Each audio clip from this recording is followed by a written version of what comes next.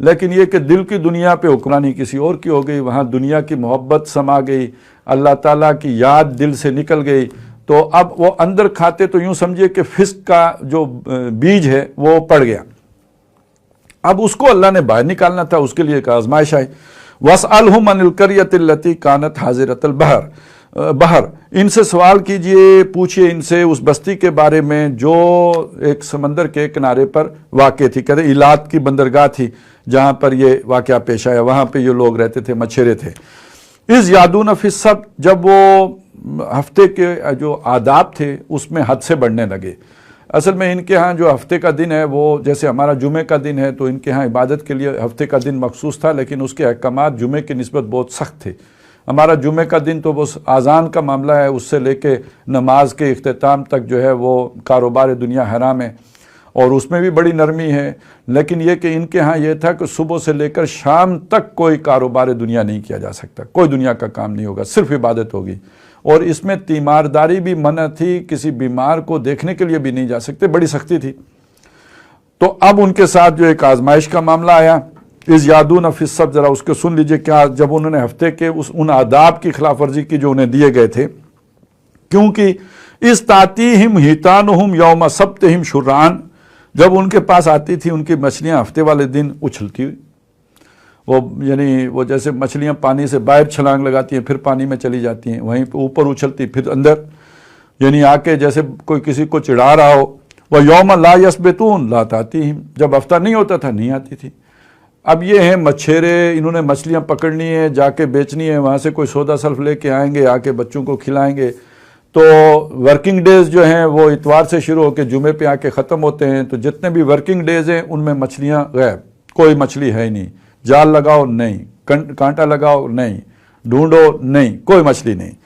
اور جس دن یہ تھک ہار کے واپس آئیں، اگلے دن ساحل پہ کھڑے ہوں تو نظر آئیں جناب مچھلیاں اٹکیلیاں کر رہی ہیں، مچھلیاں اچھل کود رہی ہیں، مچھلیاں مگن موج میلے میں ہیں، تو کیا گزرتی ہو۔ اور یہ ایک دن نہیں ہوا، کذالک، اسی طرح ہوتا رہا۔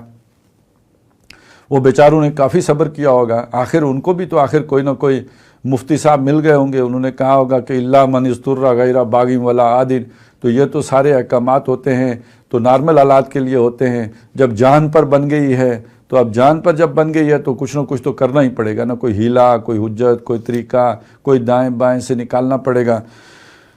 نبلوہم بما کانوا یفسقون، اس طرح ہم نے ان کو آزمایا۔ اس آزمائش میں کیوں ڈالا؟ بما کانوا یفسقون، وہ فاسق تھے۔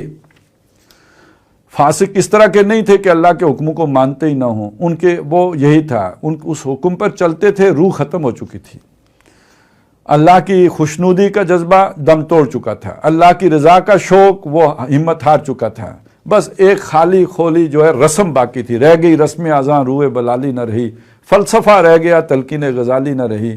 اور یہ جب صورت بنی تو اب اللہ نے ایک آزمائش میں ڈالا۔ ہم بھی تو نمازیں پڑھتے تھے، اور کراچی کی مسجدوں میں تو خیر جگہ ہی نہیں ملتی، ہم جو نمازوں میں بھی پہلے بھی نہیں ملتی تھی، اور یہ کہ جمعوں میں تو پھر کیا کہنے، وہ تو منظر ہی کوئی اور ہوتا تھا، پھر رمضان میں۔ لیکن یہ کہ ایک چھوٹی سی آزمائش سے تو معلوم ہوا کافی کچھ لڑکھڑا سا گیا ہے ایمان بیچارہ۔ تو یہ تو ایک مثال ہے نا، اور کئی مثالیں آ جائیں گی کہ جہاں کوئی مجبوری آتی ہے وہاں بندہ راستہ تو نکال ہی لیتا ہے نا، کوئی جہاں جو یعنی دنیا کے قانون کے ساتھ جو کھلواڑ ہو سکتا ہے، تو اگر اندر ایمان نہ ہو تو اللہ کے قانون کے ساتھ بھی وہ کھلواڑ ہو سکتا ہے، بڑے آرام سے ہو سکتا ہے۔ اب جب انہوں نے ہفتے کے دن کے یہ احکامات کی خلاف ورزی کرنا شروع کی تو یہاں بھی تین گروپ بن گئے۔ وہ جیسے پہلے ہم نے دیکھا نا، جب بچھڑے کی پوجا شروع ہوئی تو ایک وہ تھے پوجا کرنے والے، ایک وہ تھے جو شروع ہی سے اپنے آپ کو بچانے والے تھے، ایک تیسرے تھے جنہیں توبہ کی توفیق ہو گئی، یہ تیسرے تھے۔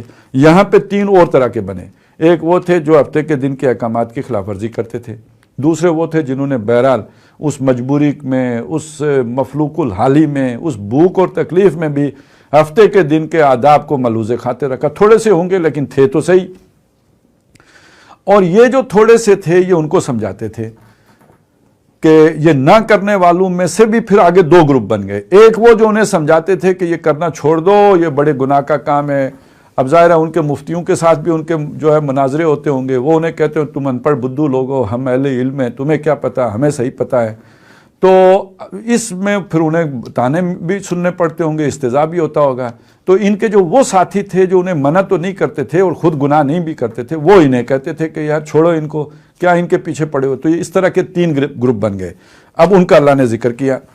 وَإِذْ قَالَتْ أُمَّةٌ مِّنْهُمْ، جب ان میں سے ایک فرقے نے یہ کہا، ایک امت نے ان لوگوں میں سے، اور یہ وہ تھے جو خود تو نہیں پکڑتے تھے اور منع بھی نہیں کرتے تھے، لیکن منع کرنے والوں کو وہ کہہ رہے ہیں لِمَ تَعِظُونَ قَوْمًا اللَّهُ مُهْلِكُهُمْ، کیا ضرورت ہے اس قوم کو نصیحت کرنے کی جس کو اللہ نے ہلاک ہی کرنا ہے، برباد ہی کرنا ہے، اس کو تباہی کے گھاٹ ہی اتارنا ہے. تو ان کو پر نصیحت کوئی اثر نہیں کرتی، تم کیوں ان کے پیچھے ہلکان ہوتے ہو اور اپنی بےزتی کراتے ہو. او معذبہم عذابا شدیدا، یا اگر ہلاک نہ بھی کیا تو ان پر کوئی بہت بڑا وبال بھیجے گا تاکہ ان کے ہوش ٹھکانے آ جائیں، سخت عذاب دے گا ان کو. قالوا معذرۃ الی ربکم، اب یہ ہے وہ بات جو ہم پیچھے پڑھ آئے. موسیٰ علیہ السلام 70 لوگ لے کے اللہ کے پاس اپنی معذرت ہی پیش کرنے گئے تھے کہ اللہ ہم گناہ گار نہیں ہیں، ہمارے ان لوگوں نے کوشش بھی کی تھی کہ ان کو جنہوں نے جرم کیا ہے ان کو جو ہے وہ راست پر لے آئیں. در حقیقت یہ جو اجتماعی جرم ہوتے ہیں اس میں یہ معاملہ دیکھا جاتا ہے کہ دوسروں نے ان کو روکا یا نہیں روکا، اور اگر انہوں نے روکنے کا حق ادا کیا ہو تو تب اللہ کے ہاں جا کے بری و ذمہ ہوتے ہیں.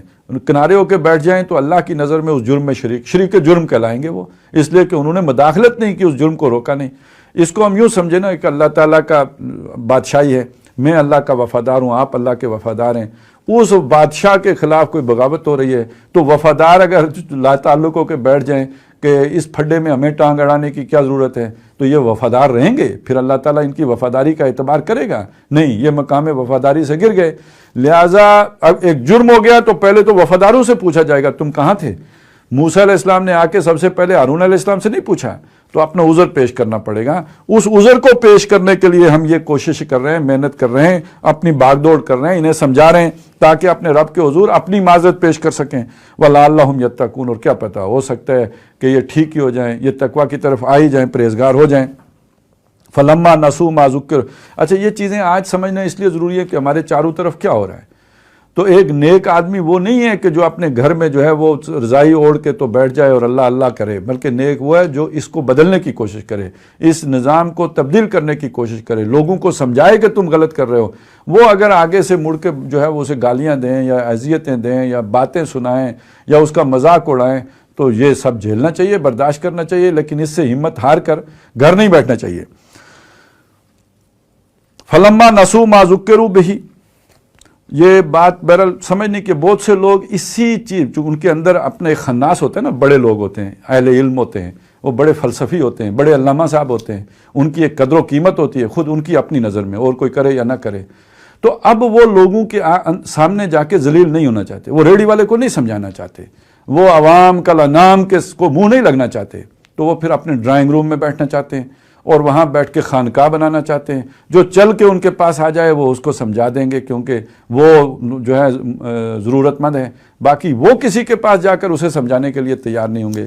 یہ فرق ہے، یہ فرق ہے در حقیقت. نبی اور رسول تو جا کے لوگوں کو سمجھاتے رہے ہیں، کوئی ان کے پاس آئے یا نہ آئے. اور یہ ان لوگوں نے جو طریقہ سیکھا یہ کسی اور سے سیکھا ہے کہ جو ہمارے پاس آئے گا ہم اس کو سمجھائیں گے، جو نہیں آتا جائے بھاڑ میں، ہم ادھر جانے کے لیے تیار نہیں ہیں.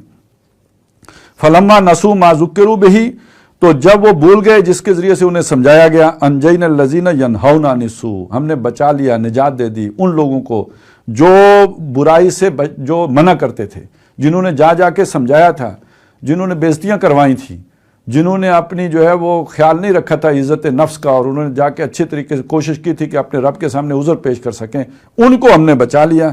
وَأَخَذْنَا الَّذِينَ ظَلَمُوا بِعَذَابٍ بَئِيسٍ بِمَا كَانُوا يَفْسُقُونَ، اور ہم نے پکڑ لیا ان میں سے جو لوگ گناہگار تھے ان کو سخت نافرمانی کے جو نافرمانی کرتے تھے اس کے نتیجے میں ایک برے عذاب میں ان کو پکڑ لیا. اب یہ ظالم کون ہے؟ ایک ظالم تو وہ ہیں جو وہ جرم کر رہے ہیں، جو خاموش ہیں وہ کون ہیں؟ میں نے آپ کو مثال دے دی کہ جب بادشاہ کے وفاداروں کے سامنے بادشاہ کے خلاف بغاوت ہو رہی ہو تو جو وفادار چپ رہے تو وہ اس کو کیسے آپ کہہ سکتے ہیں کہ یہ وفادار ہے؟ تو وہ بھی ظالموں میں شامل سمجھا جائے گا. اور اس پر ایک روایت بھی شاہد ہے، اور وہ کسی عام آدمی کے بارے میں نہیں ہے.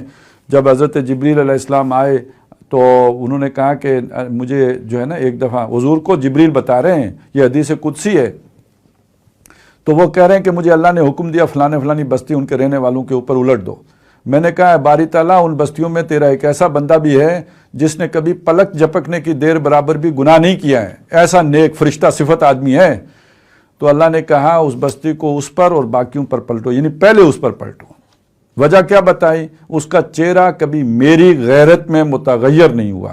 اللہ کا حکم ٹوٹ رہا تھا اور وہ اللہ تو ضرور کر رہا تھا, لیکن یہ کہ اس حکم ٹوٹنے کی جو اللہ کی نافرمانی ہو رہی تھی اس کی غیرت اس میں نہیں تھی. تو جب اللہ کی سزا آئی ہے تو پھر وہ اس لپیٹ میں آ گیا, وہ بھی ظالم ہے.